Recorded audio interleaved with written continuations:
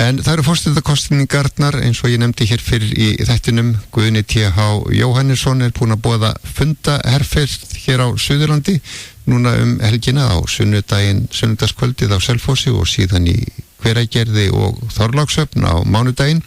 Guðni er á línunni hjá okkur. Sælvertu, Guðni. Sælvertu. Það mikið að vera hjá forsetaframbjóðendum þessa dagana, en það styttist í kosningar. Það gerir það. Nóg að gera hjá okkur öllum. Já. Þú ætlar að vera með fundi bæði á Selfossi í Hveragerði og Þorlákshöfn núna helgina og á mánudaginn. Ætlar að fara þá eitthvað líka, Guðni, og hitta fólk? Já. Svona þess utan? Það er það sem mér finnst skemmtilegast við þetta. Já. Að ná að standa augliti til auglitis við fólk og spjalla og svara spurningum og kynna málefnið og þetta er þetta nýtt fyrir mér. Ég hef ekki verið í svona kosningabaráttu áður en... Nei, þú er aldrei komið neitt nálagt svona þjóðmála baráttu, ekki til pólitík, hvorki í sveitarstjórnum eða til alþingis, aldrei verið á lista eða einu sinni verið í stjórnmálaflokki? Nei, ég hef aldrei verið í stjórnmálaflokki, en ég hef fylgst mjög vel með og stundað rannsóknir á stjórnmálasögu landsins alveg til okkar daga, þannig að ég kem að þessum vettvangi annar staðar frá, skulum við segja. Svona sem áhugasamur áhorfandi og rannsakandi. Já, einmitt. Má segja. Hvernig sér Guðni T.H. Jóhannesson forsetaembættið fyrir sér? Finnst þér þar eitthvað sem þú gætir breytt á þess að til dæmis að þurfa að koma til einhverja lagabreitingar eða því líkt? Getur Guðni T.H. sett einhvern annan svip á forsetaembættið heldur en forverarnir hafa gert? Já, hver forseti mótar þetta embætti eftir sínu höfði, en leið verður forseti að virða þær reglur og að vissu marki þær hefðir sem komist hafa á.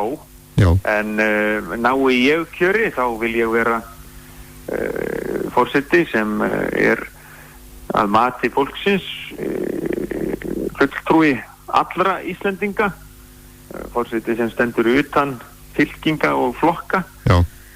En er samt ekki skoðanalaus, en er svona nokkuð skonar málsvari hinnar málefnalegu umræðu, sér til þess að öll sjónamið heyrist, skipi sér ekki í flokk með einum á móti öðrum, verði bjartsýnn, en samt með báða fætur á jörðinni og alls ekki með allt á hornum sér, en gagnrýnin ef því er að skipta. Já. Og stoltur af landi og þjóð, en ekki dramsamur. Þannig forseti myndi ég vilja verða. Ég sé ekki fyrir mér að forsetinn eigi að reyna að breyta embættinu stórkostlega. Sígandi lukka er best og breytingar eru ekki nauðsynlegar í stórum dráttum á embætti forseta Íslands. Mér finnst fyrri forsetar hafa staðið sig vel, hver með sínum hætti. Já. Auðvitað getum við bent á ýmislegt sem hefði getað mátt fara betur, en á heildina litið getum við verið ánægð með fyrri forseta. Einmitt. Yrði Guðni T.H. heimakær forseti, ef svo mætti segja? Sumir hafa talað það að fyrirrennarnir, sumir hverjir hafi verið svolítið fyrir það að ferðast? Já, það var allur gangur á því. Það er alltaf breyttir tímar. Kristján Eldjárn var heimakær, fór sjaldan í opinberar heimsóknir og ferðaðist lítt. Vigdís bætti eiginlega nýrri vitt inn í embættið. Hún var svo vinsæll málsvari Íslendinga og kjör hennar vakti heimsathygli og svo þótt hún eins og gefur að skilja koma svo vel fyrir og landkynningar tíð hófst á Bessastöðum. Já, hún var góð Ólafur Ragnar bætti jafnvel betur sko. Einmitt. Og á 21. öldinni getur þjóðhöfðingi ekki einskorða sig við það að sinna sínum embættiskyldum innan landsteinana. Hann verður að horfa út á við. Já. Með forseta Íslands, hvert sem hann fer mjög flottur ræðustóll, skulum við segja. Hvar sem forseti fer er á hann hlustað og þannig getur forseti verið svo ötull málsvari okkar Íslendinga, kynnt menningu landsins, listir, möguleika, kynnt fyrir útlendingum alla þá kosti sem landið hefur upp á að bjóða. Já.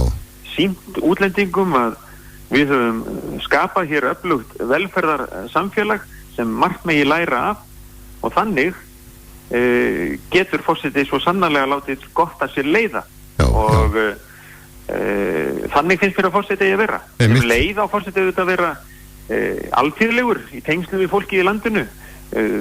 Forseti á ekki bara að fara á Selfoss, Hveragerði og Þorlákshöfn í kosningabaráttu. Hann á líka að halda þangað að hann sigur og sitja á Bessastöðum. Já, auðvitað. En Guðni, nú eru skoðanakannanir mjög hliðhollar þér. Þú ert að mælast með langt yfir helmings atkvæða fjölda og já, 60 og yfir það % atkvæða. Svolítið vandi er það ekki að ég halda þessu forskoti? Þannig lagaði helst vildi ég að þeir eru kosið á morgun en ekki ræði ég því. Nei. Og myndi ekki einu sinni geta ráðið nokkrum svoleiðis hluti nái ég kjöri. Blessunarlega er embætti forseta Íslands þannig að einræðisherrar eiga þangað ekkert erindi. Ég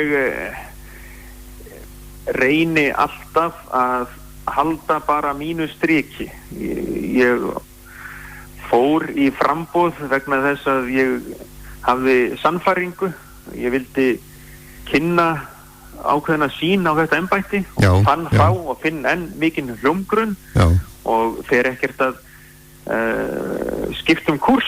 Við höldum bara okkar striki og svo sjáum við hvað setur á kjördag 25. júní. Auðvitað. Já. En þetta er mjög gaman og þetta er gaman þegar gengur vel. Ég ætla að segja að þetta hlýtur að kitla svolítið. Já. Þetta er mjög mikið fjör, mikið gaman. Já, ég trúi því vel. En Guðni, við mögum ekki tefja þig of lengi.